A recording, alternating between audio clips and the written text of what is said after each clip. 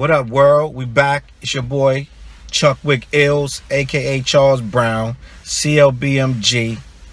Y'all already know what it is. I hope you know what it is. It's another album review. This time we're going to react to Kendrick Lamar's Damn. So, I got the album when it first dropped. I not only got it on Tidal, I paid for it on iTunes. Why, you may ask? Because I want the brother to win. I want to support the album the best way I can. When it's somebody I really like, I really respect what they do, I will buy that album and I will stream that album. That's just me. I'm a different kind of individual. I know how it is in this game, and I know every single thing matters. I know everything matters. Every sale, every stream, every shout out, every tweet, every post, every review, just like this review. It all matters when you a artist trying to get your name out there. You're trying to get heard. Even when you're a mega superstar and you just outsold Drake, you still need somebody to buy your album. And that's what I do. I support underground cats. I support B-list, C-list, D-list. I support music because I'm a music lover. And being a music lover and being a hip-hop lover for as many years as me, I love hip-hop music. One of my favorite artists in hip-hop was, and if I have to make a list, is KRS-One. KRS-One is considered one of the greatest, and on many lists he is the greatest MC in the history of rap. If you don't know much about KRS-One, it starts with Boogie Down Productions. The first album was Criminal Minded, and that album changed hip-hop forever. You could say, you know, you can name 40 different albums, but I'm gonna name this album as one of the albums that changed the sound. It changed how we dressed. It changed how we thought. Because at one time, everyone wore Adidas. Not everyone, but at one point, you were rocking Adidas because Run DMC told you to. When KRS-One came out and started saying, F Adidas, I'm rocking Nikes, kind of put a dent in Adidas at the time. Just like you get shoe endorsements now. They were doing shoe endorsements without getting paid for them. Run DMC actually got the shoe endorsement for my Adidas because they was putting Adidas on. Adidas made millions because Run DMC was rocking the Adidas with no shoestring in them. KRS-One came out, the teacher, the rebel, dissing, MC Shan, whoever. KRS-One was the control verse before the control verse. Because he came out this whole cruise. Do your Googles. With the South Bronx. Diss Queens. Diss every rapper that was relevant in Queens. You gotta understand, hip-hop, the circle wasn't as huge as it is right now. It was pretty much, back in the early 80s, it was New York. And what little pockets of New York were at war, or what factions of New York were beefing or battling, per se. It wasn't really beefing back then, it was battling. And so the little market was small. You only had certain boroughs that the entire United States was watching.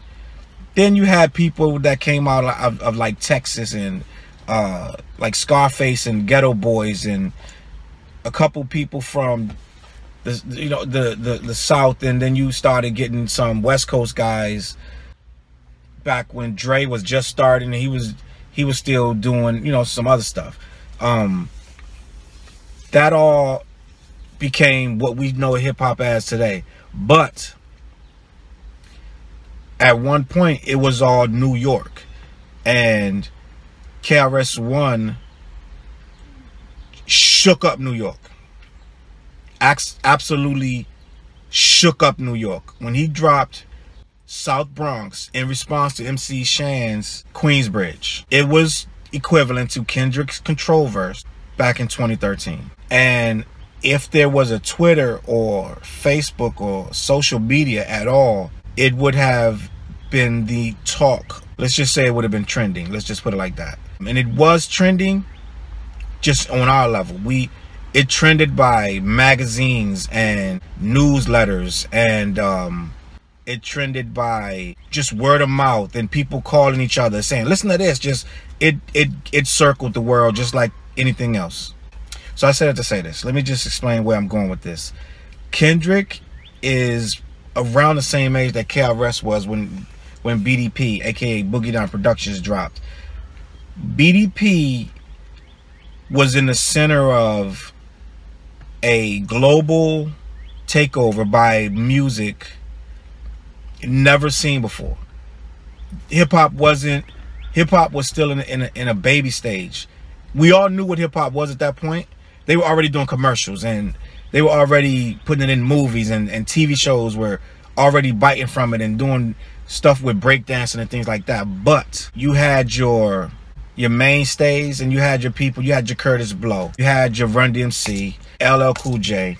But these guys were really polished. They were really, if you had to make a rap record with a formula, rhyme, hook, kick, snare, hi-hat, and you wanted to make a really smooth, conventional song that would get all the hip-hop heads like, oh yeah, that's dope or whatever. You had those artists. You had already had your Roxanne Shante battles and your Busy Bee, but he was already getting played out. But you didn't have somebody who just didn't give a fuck, didn't do anything the way it was supposed to be. Their mix downs weren't even all that great when BDP dropped. BDP and KRS was so brash, so bold. He had an album cover holding a pistol, and I believe Scholar Rock had the machine gun strap across his chest. The word said criminal minded. Who's doing that? This was 86, 87. BDP put out an album with guns on the cover saying criminal minded. You know what I did when I saw that album on the shelf? I pulled out my, I'm going to say it was probably $15, whatever it was, which is probably all I had, because we used to buy, we would go to the mall with just enough to get that one vinyl, so you had to choose wisely. You may got two, it depends. But when I saw that album cover, that was it. We used to go to the mall every week looking for new hip-hop. It was nothing to tell you what was hot. There were no reviews and no reactions and no critics saying this is dope, whatever. We bought the album off the album cover. Point blank. I bought Sir Mix-a-Lot off the album cover. I bought all the LL Cool J's off the album cover. I bought Organized Confusion.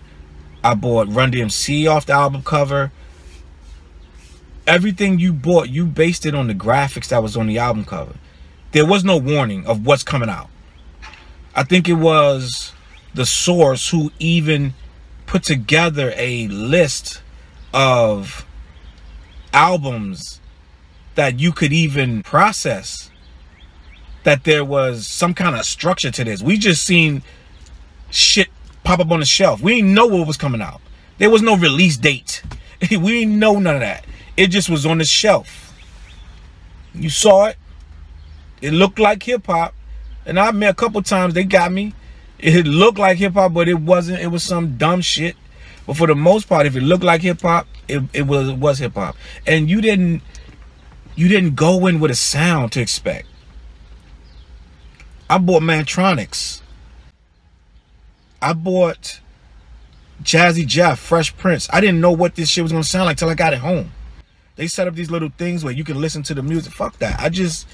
I bought the shit. I didn't listen to the music before I got it home. That's the beauty of it. You bought it, you went home, you put it on the record player, and if the shit was dope, you got a fucking winner. And when I got Criminal Minded, when I first got it, my man Monty laughed at me.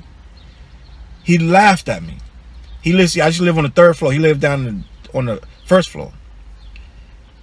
Because he was like, you bought that shit? That shit sounds stupid as shit. Some dumbass shit. Why you playing that stupid shit? 9mm goes bang. Stupid.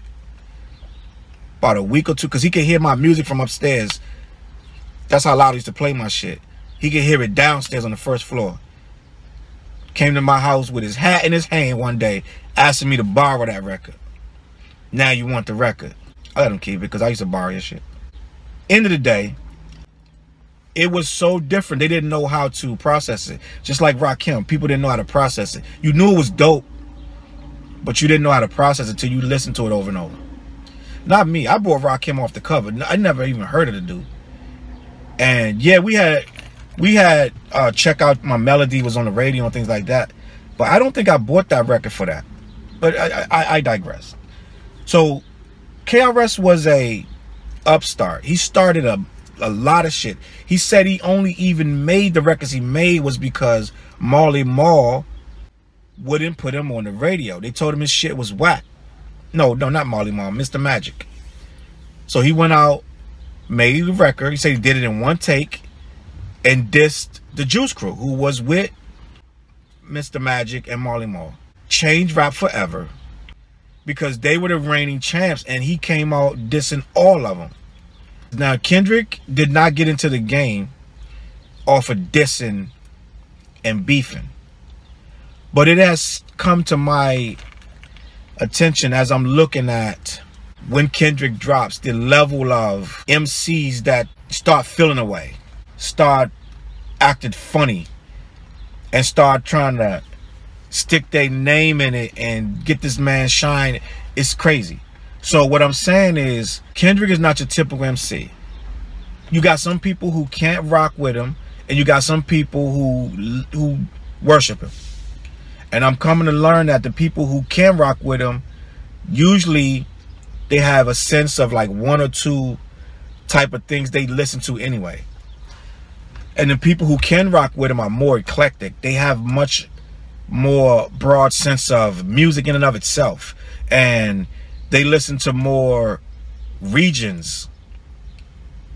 I feel like a person who, the typical, I can't fuck with Kendrick. That typical person has a lock, stock, and barrel of what he thinks hip-hop is, and that's it. He don't want to hear you singing, or he don't want to hear you harmonizing or doing anything other than 16 bars, got a hook. 16 bars, you got a hook. He don't want to hear nothing else. He don't want to hear you going off the cuff and, you know, just doing stuff relating to your own life, relating to struggle, relating to the world as it is. The person who doesn't want to hear Kendrick usually is kind of, they adopted one type of mindset. They just want to hear bars. They just want to hear punchlines, and they just want to hear wordplay, and that's all they want to hear. And they'll listen to 17, 18 tracks in a row of the same shit. I can't do that. And usually the people that they like won't be at the top of their game of rap. Like, you could take somebody that say, I love Drake, but I don't like Kendrick. But Drake ain't at the top of rap. Drake doesn't just rap. To be clear, Kendrick to KRS-One, because when KRS came in the game, it was a ton of backlash. It was mad people pissed at KRS. But on the flip side, he had the most intense fan base ever. And he was considered, from almost the beginning when he dropped in the biz, as one of the best MCs in the game. Arguably. People wanted him to match heads with Big Daddy Kane, Rakim, Biz Markie to a degree, LL Cool J. The best MCs in the game, they were putting him up there, and LL had already been out. LL was, he was on $1 million tours, and KRS was just some grimy dude from the streets, but he didn't give a shit. And the reason I compare KRS to Kendrick, when KRS came into business, no one was talking about what he was talking about. as far as, it wasn't a lot of talking about God. It wasn't a lot of talking about teaching. It wasn't a lot of talk about black consciousness. You had your Public Enemy and X-Clan, but they only reached a certain type of person. KRS was getting the hood, grimy, crazy. Like, he had respect on all sides. Like, Public Enemy, they got respect, but they weren't looked at as the illest rappers ever. Yes, people liked PE. People respected Chuck D. But you wasn't looking at them for the streets.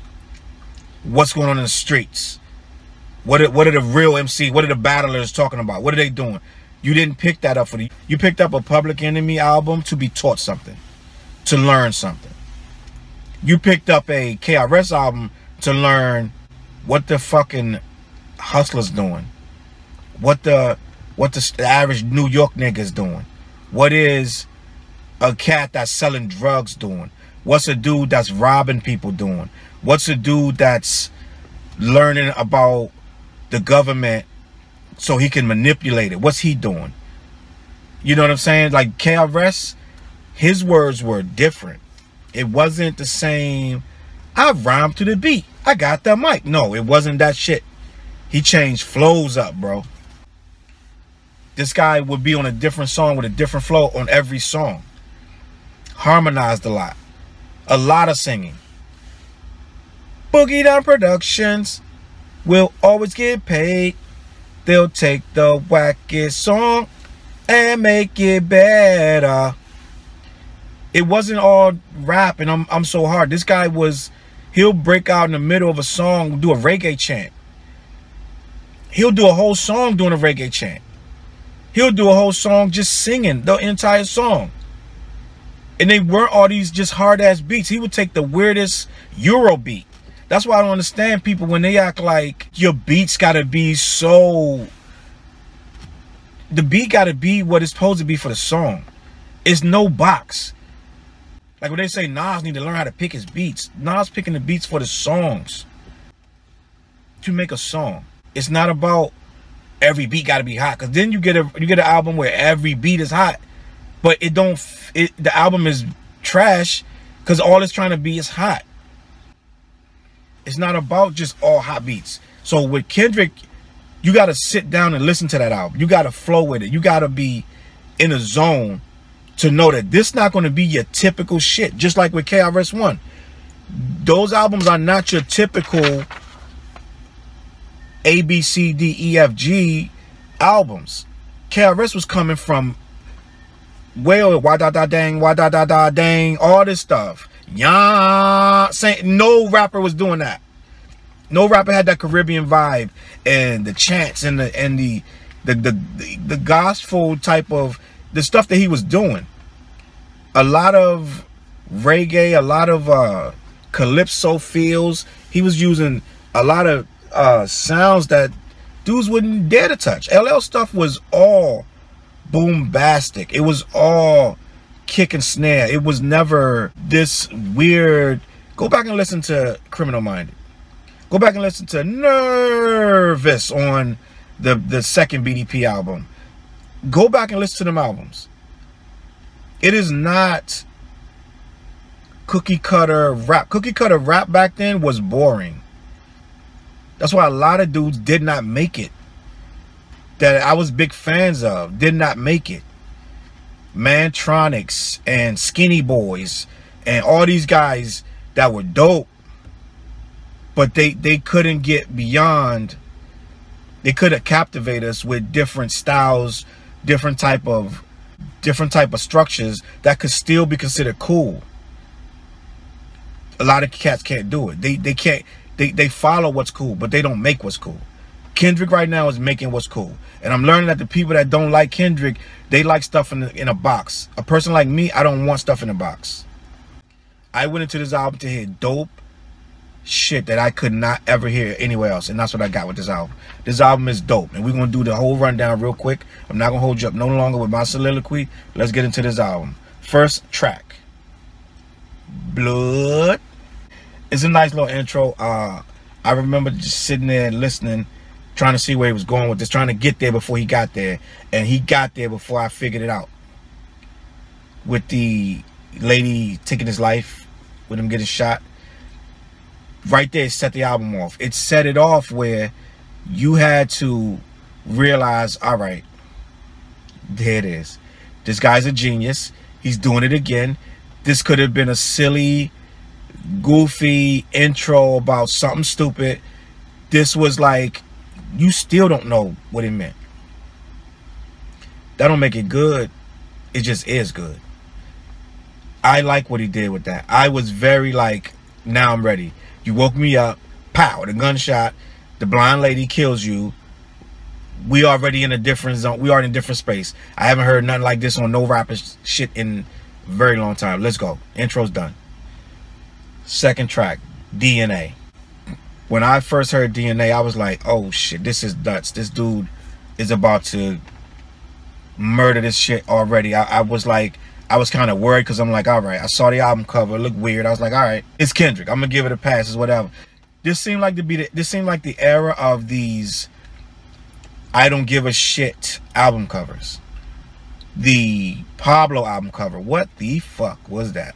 And then you got this shit. Kendrick looking like he just shot dope in his arm and just damn on the top. Like, I would expect that from a local cat that is using Word for his graphics, like Microsoft Word or something, and he just put that together and threw the shit up on his Facebook page like, yeah son, my shit's coming out, it's called Damn. You know what I'm saying? Like some local shit. But it's Kendrick. I honestly thought he was going to change that cover. I was like, that's a fake out. I thought it was a fake out. Like, I've seen guys drop a cover but it's not really the cover. It's something just to, you know, just to mess with you. But no, it wasn't a fake out. It was the real cover. The real shit. So, we got it. So I was wondering, trying to figure out, all right, it doesn't play into anything he's done before. Like, To Pimp a Butterfly, that was eclectic, that was witty, and Untitled, Unmastered, which I'm going to be honest with you, I'm a big Kendrick fan. But I didn't really listen to that album. I listened to it once because you're not going to tell me, first of all, you're telling me it's outtakes from Pimp. And then you're telling me you didn't mix it and you didn't master it and you didn't name none of the songs. Why would I listen to that? I played it probably once and did not go back to it. People are like, oh, number 2, no, number 7. I'm like, what about it? I'm not feeding it. I said he's gonna come with another real album with real songs, real titles. I'm not listening to something that's just a in between albums. You might as well say that was a mixtape. You know what I'm saying? If you're not gonna name the songs, then I'm not gonna listen to the songs. That's just how I felt. It is what it is. But I said it to say this: I was and am a huge To Pimp a Butterfly fan. I can't even put that on because I gotta listen to the whole thing. So it's like I gotta stray away from it, because when I play one song, then it ends up to 4 songs, and then it's 6 songs, and I gotta keep playing. You know what I'm saying? So I am a big fan of To Pimp a Butterfly. I'm a big fan of Good Kid, Mad City. Big fan of that. This is classic material, and I've seen, as in the vein of KRS, I've seen guys that were geniuses after a while run out of the smarts. But he did not let me down with this album. This album is an A+++++. This is a masterpiece. Did not let me down. I am not bored. I am not disappointed. I could tell where he goes pure hip-hop, and then he goes pure new millennial, then he goes pure trap, and I like all of it. He goes pure soul, pure funk, effortlessly. He jumps through these different lanes effortlessly, and I am amazed what this kid can do. Dr. Dre got an ear for this shit. I don't think Dre gets enough credit for what he does because he falls back. But Dre is the reason you have this kid. Point blank. Dre don't hit you over the head with that. But Kendrick is another feather in the cap of greatness. He plucked this kid. And yeah, he was already doing his thing, but the machine of Aftermath is a whole nother level. He plugged him into this machine. Now this kid is doing platinum in a week, just retarded numbers. Dethroning your boy. Which that's a whole nother topic of where this hip-hop thing is going right now. Dethroning your boy. Sir Drizzy. Let me keep it moving. DNA is nuts. Mike Will made that beat. Next song is Ya.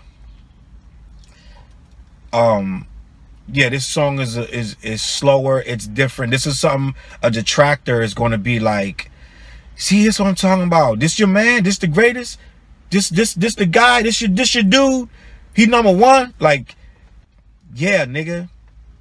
He is, because he not scared to make a song like this. And when you play it in the context of the album, it's perfect. If you just play the one song without listening to anything else, you're not gonna vibe with it. And if you don't want to vibe with it, you won't vibe with it. So yeah, that's the guy. Because when KRS was doing it, his shit was different.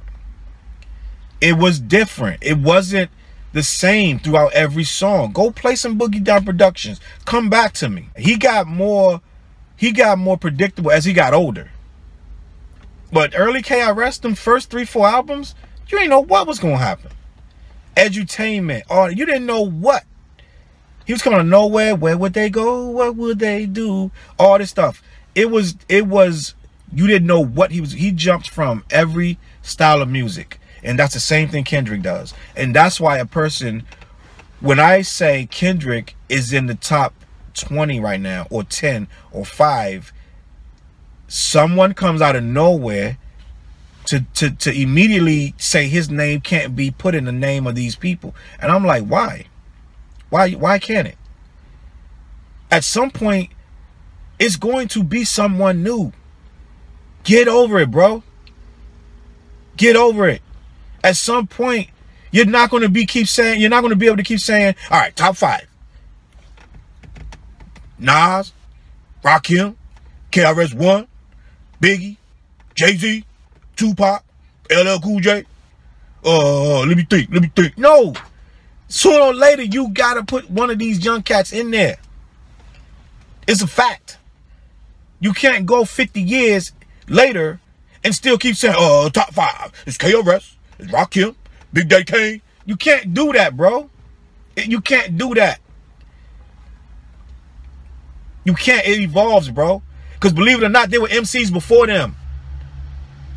There was MCs before KRS. It was MCs before Big Daddy Kane. It was MCs before Biggie. And at some point, you put Biggie in there. At some point, you put Biggie in there. At some point, you put Tupac. You know, when Tupac came out, there was already platinum rap albums made before he dropped, bro. But you put him in your top 10. Some point, somebody new got to go in there. Point blank.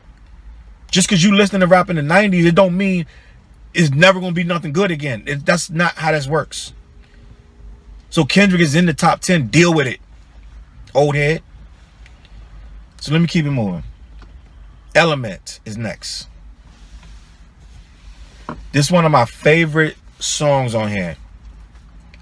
Because when he dropped Pimp a Butterfly, he had got a little preachy.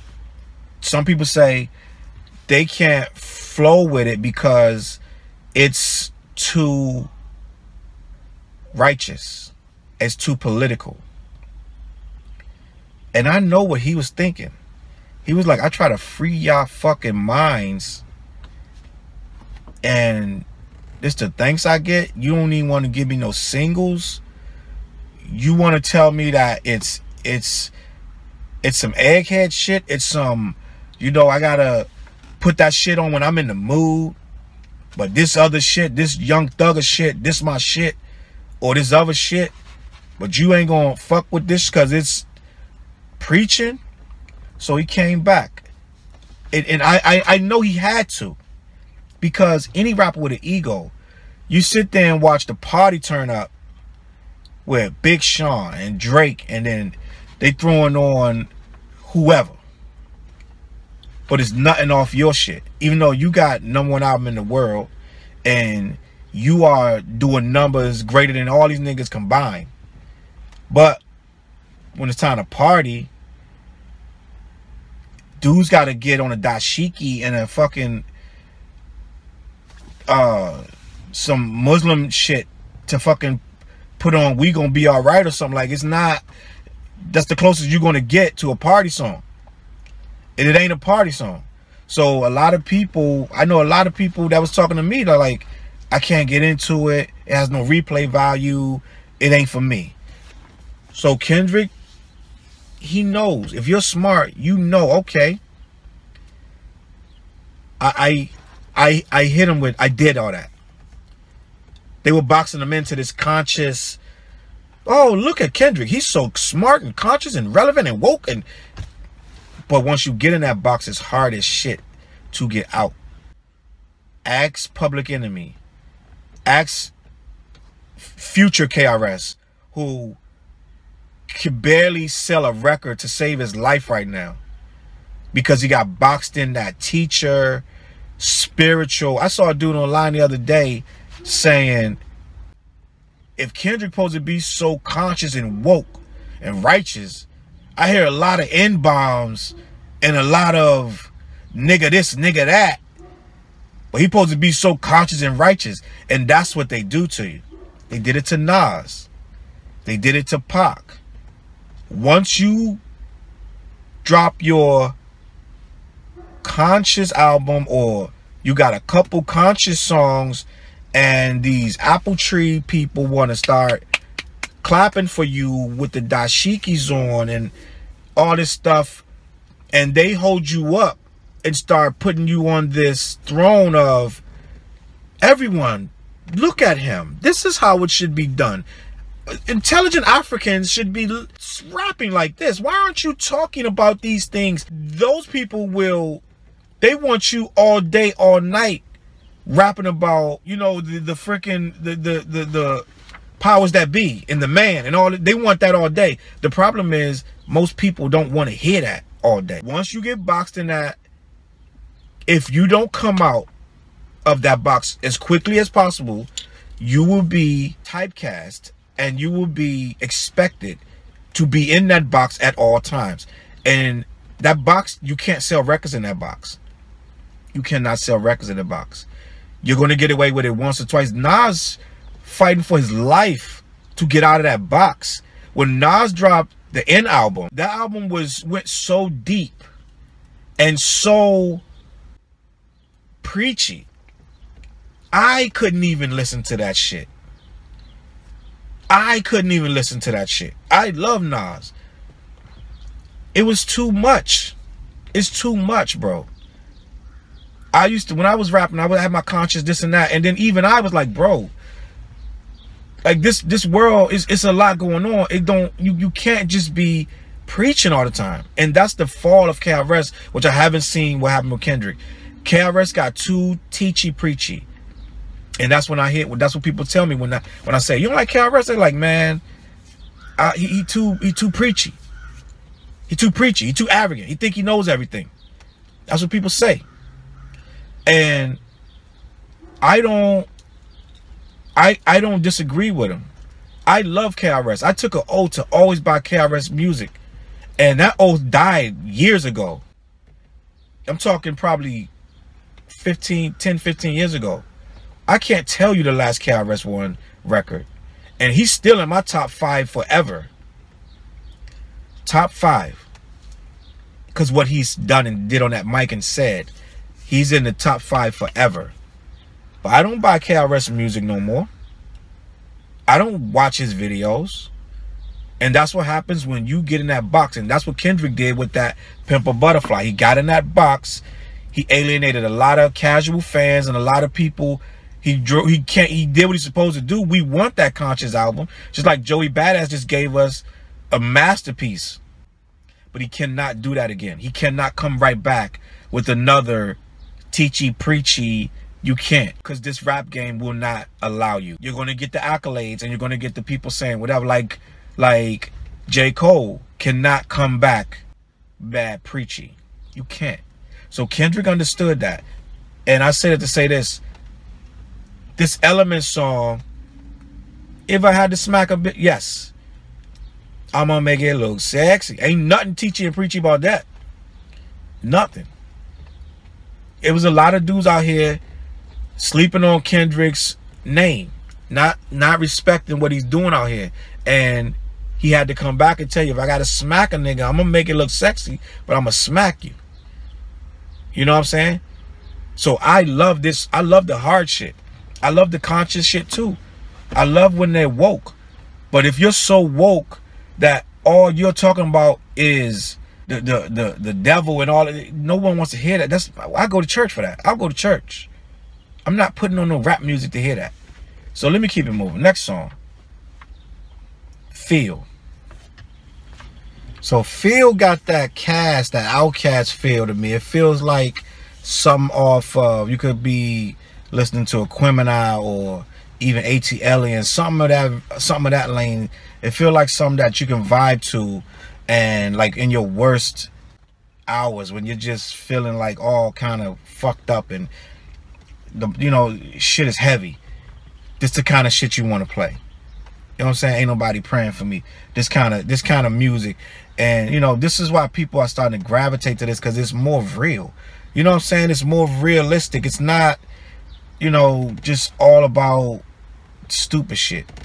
You know what I'm saying? Some people got real shit going on. Some people taking medicine and medications, and some people can't sleep at night. I can't sleep at night. So these are the type of songs that portray that. I listen to Kendrick, and you can tell that he got a lot of ailments, but it's like all of us.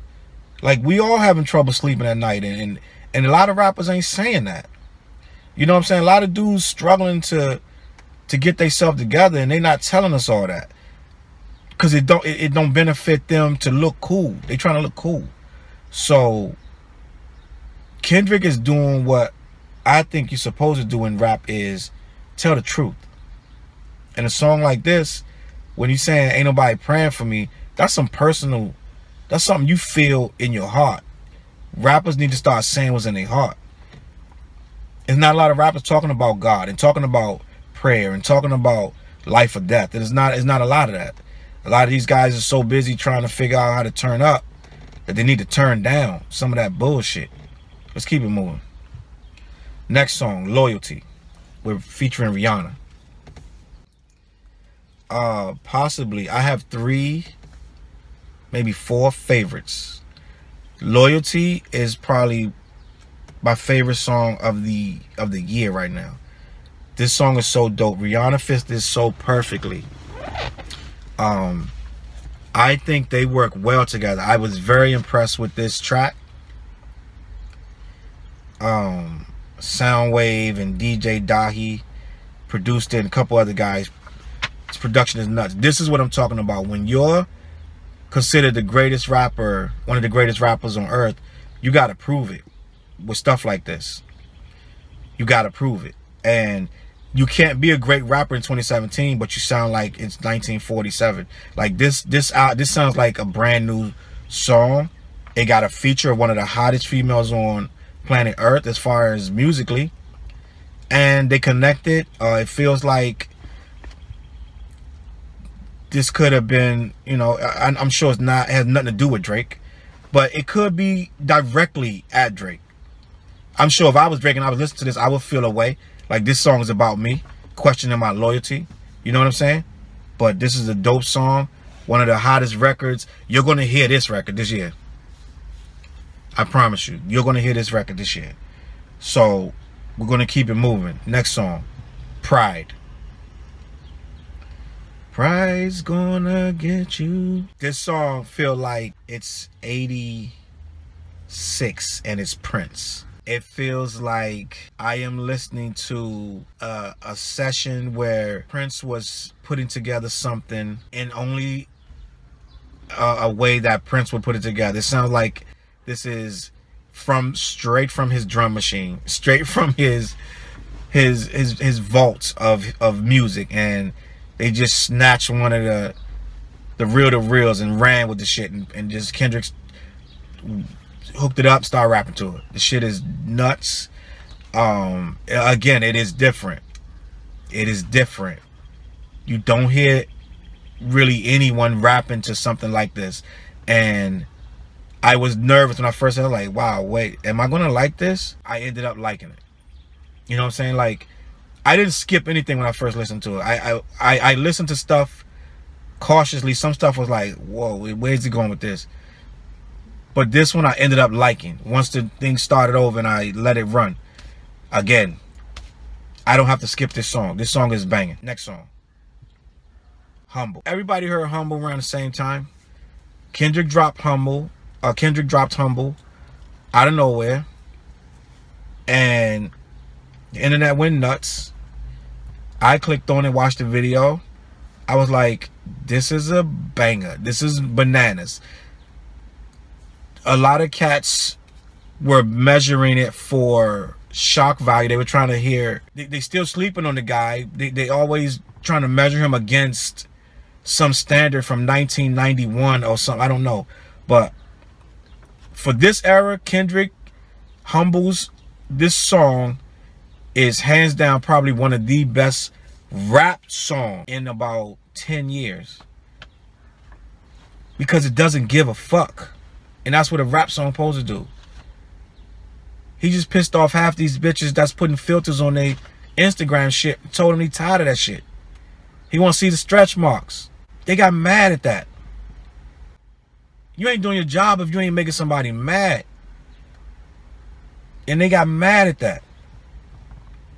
So he's doing what a rapper's supposed to do. He's supposed to be different, change shit, also make you feel a way, and still sell records.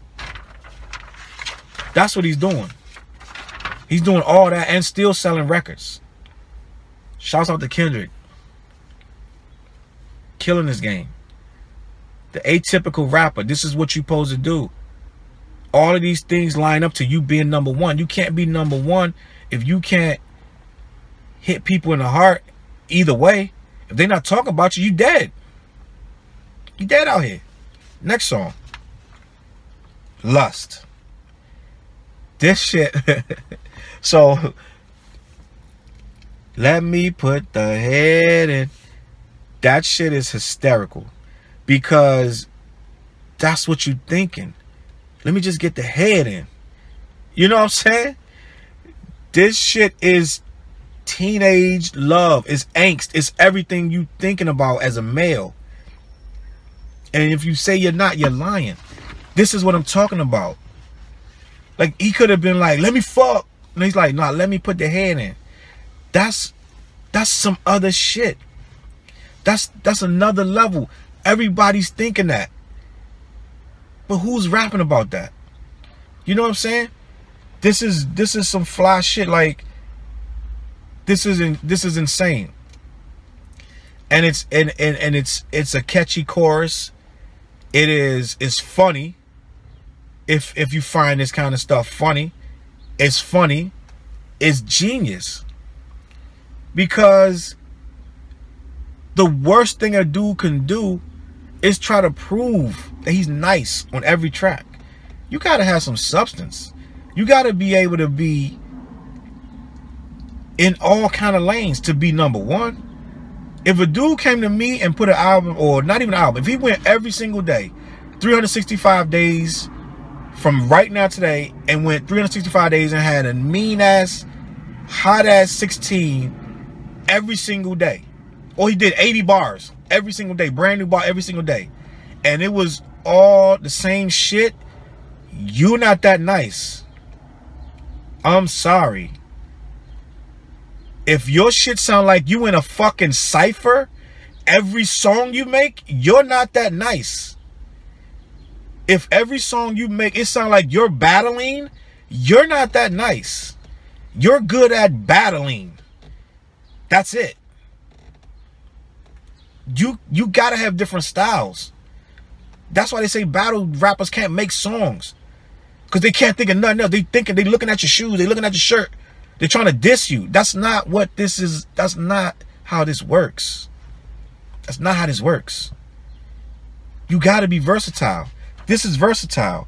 We're 9 tracks in, and I can't say none of this shit is the same as the last song. Correct me if I'm wrong. Like, if you get a Rick Ross album, his shit is, he got nice beats and everything. You'll run across, if you blink, you'll run across 3 songs in a row that sound like exactly the same. Exactly the same. It'll be like, wait, is that another song? It'll be 2 songs in a row with the same exact kick, snare, and 808 pattern. With him saying a different hook. All the rhymes sound the exact same. He ain't rap about nothing different. 2 songs in a row, 3 songs in a row. That's when something's not, everything not clicking. It'd be dope shit. It'd be nice. Oh, that's a dope song. Yeah, because it sounded like the one that came on right before that. But I digress. Let me keep it moving. Track 10. Love. I told you I had like 3 or 4 favorite songs. This is my other one. In that 4 tracks. I believe my favorites were Loyalty, Lust, Love, and God. And Love is one of my joints. See, what Love is new age rap. This is where he loses the purist with a song like this. I don't even want to be a purist. I don't want to be that shit ever. Because a purist means you can't look outside of what you've already heard. And you want it to sound like that. What you've heard 15 years ago. You're a purist. I don't want to be no purist. Running around saying it's supposed to sound like this or it's supposed to sound like that. No, it's supposed to sound dope. This is new age. This is for new ears. And Kendrick is in his prime. He's young. He's supposed to make music that sounds like it's for people in his era. He can't keep trying to make music for your era. He got to make music for this era. Get it? Love is a dope ass song featuring Zakari. He sounds like a young version of The Dream. I like the song. I like the beat. I like the music. I'm into a lot of different sounds. I'm into a bunch of new stuff. And this is new stuff. And I like it. I still love my boom bap. I still love all that old stuff. But I like the new stuff too. I have an ear for music. So this song is dope. Next song. XXX featuring U2. We're going to go with Triple X or XXX. I'm going to go with XXX. Mike Will Made It. Mike Will Made It is all over this album. I like Mike Will Made It's beats. I'm supposed to hate his music just because my era. I like his music. I'm an old head. And I love Mike Will Made His beats. If he was to get with a KRS or a Big Daddy or a Rakim, and them dudes could actually adapt a little bit, we could have some fucking great music. Some great ass music. The producers right now are putting out some amazing work. We got 3 more songs left, and we're going to do these real quick. Get this over with. Fear, produced by The Alchemist. Here you go, purists. Here's something for you right here. This Fear joint is a banger. This is a banger. This is a nice, sleek, dope, pure hip-hop beat for your ass. And he goes nuts on it. Now, he may not be doing exactly the words you want to hear, the way you want to hear it, but this is a dope record. I can't stress enough, this guy went out and got The Alchemist, who is like a god on the underground, a god producer. So this is showing you his respect of this game. He went out and tapped The Alchemist, who on a commercial level is not where you're running to. This is why I say this guy is one of the greatest rappers of our generation. He knows where the greatness is. He's going, he doesn't need to do a record with Alchemist. Just like Jay-Z and Kanye did not need to do a Pete Rock record. They did a Pete Rock record on Watch the Throne. But they know to be great on all levels, you got to get that inspiration from great places. And the underground has great music as well. Just like I said, Mike Will is great. Alchemist is great. Alchemist just dropped the album with Havoc of Mobb Deep. And that is bananas. Bananas. Slept on. Go look it up. Go Google it. Alchemist and Havoc. They got a couple joints together. And then come back and holler at me again. But this Fear joint, this is exactly what I would expect a Alchemist track to sound like. This is, if you took Kendrick off and put some backpack random dude on here, this would be like a purist's wet dream right here. But a purist don't want to give credit to somebody who's very successful, so it's hard for them to do that. But I'm gonna do that. This is another great song. I haven't heard anything whack on this album. That's the 12th joint. We got two more. God, which is insane. Track 13, God. It's mad melodramatic.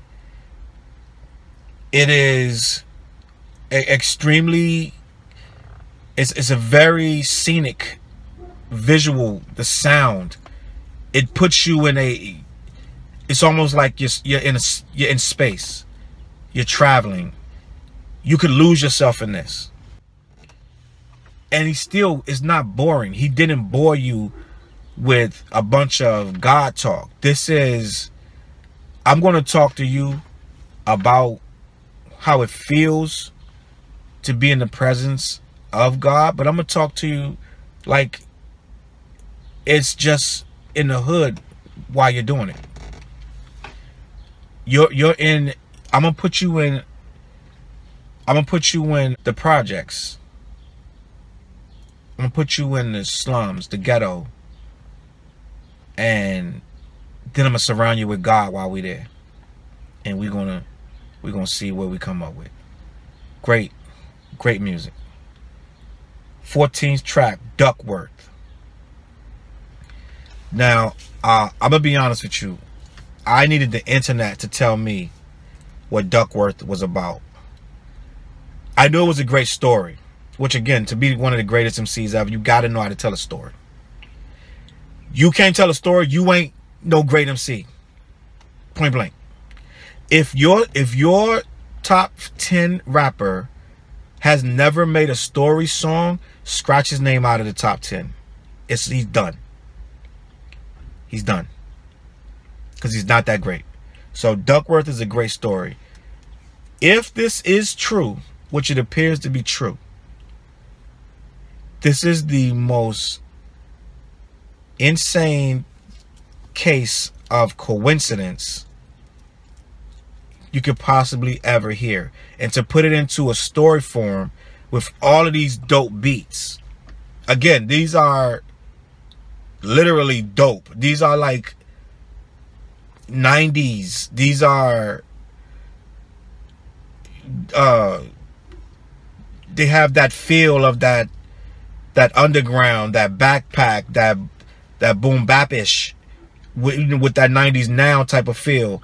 And he did all that over these beats to tell this story, which is placed in what has to be the 90s, what he's talking about. This has to take place in the 80s or whatever. Even the 80s or not, whatever it fits the mold of the story he's telling. The story is a old story, so the beats have a older feel. And it goes out with a bang. Ninth Wonder.